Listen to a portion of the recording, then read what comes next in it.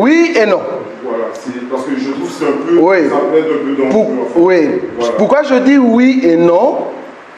Ceux qui ont traduit la Bible, il y a ce qu'on appelle des écoles.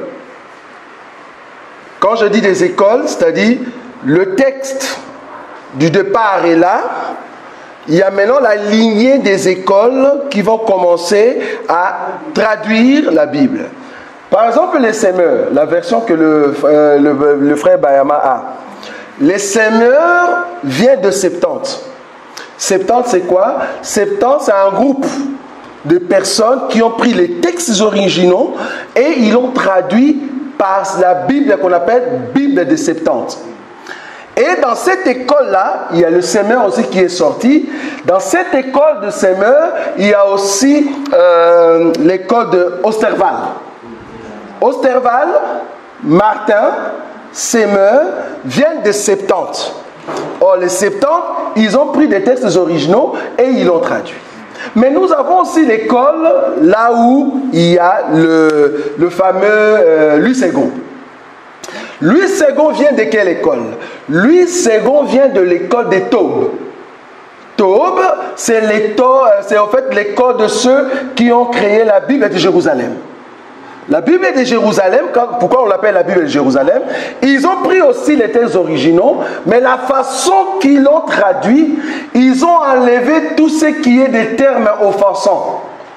C'est-à-dire tout ce qui peut offenser à la théologie, à la valeur, ils l'ont enlevé. Tu vois?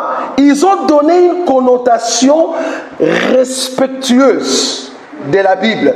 Du coup, ça dévie un peu.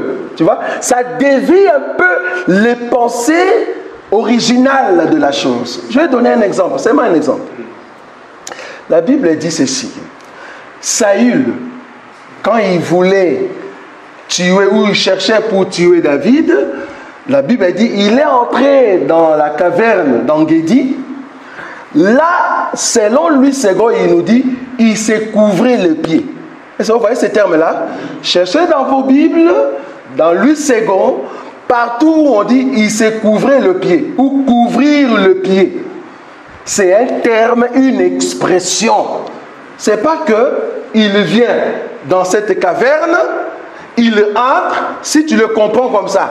C'est-à-dire, il entre et puis il prend une sorte de couvre-lit et puis il se couvre les pieds. Ça n'a pas de sens. Toi, tu as laissé ton armée dehors, tu entres dans cette caverne et tu te couvres les pieds. Ça n'a pas de sens. C'est une expression. Il faut aller maintenant chercher une autre école qui ont traduit par rapport à ces textes-là. Tu vas voir que dans l'autre école, par exemple chez le Semeur, si on essaye de le chercher, voilà, tu vois, heureusement, je ne l'ai même pas dit. Si tu vas chez les Semeurs, chez Osterval, Saül est parti faire un besoin. Tu vois?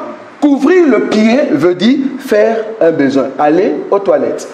Maintenant, si tu rencontres les ministres autodidactes, il va dire couvrir le pied.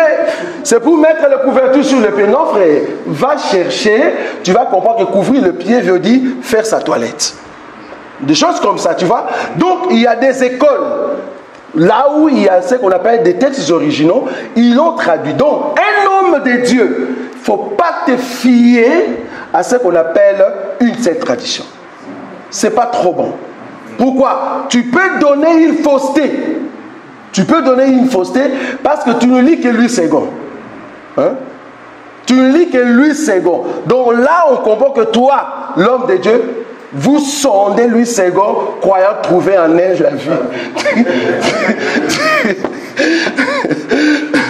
Hein, mon frère Maquet, vous sondez Louis II, croyant trouver en elle la vie, alors qu'en réalité, cela ne donne pas la vie. Oui, frère, tu comprends? Oui.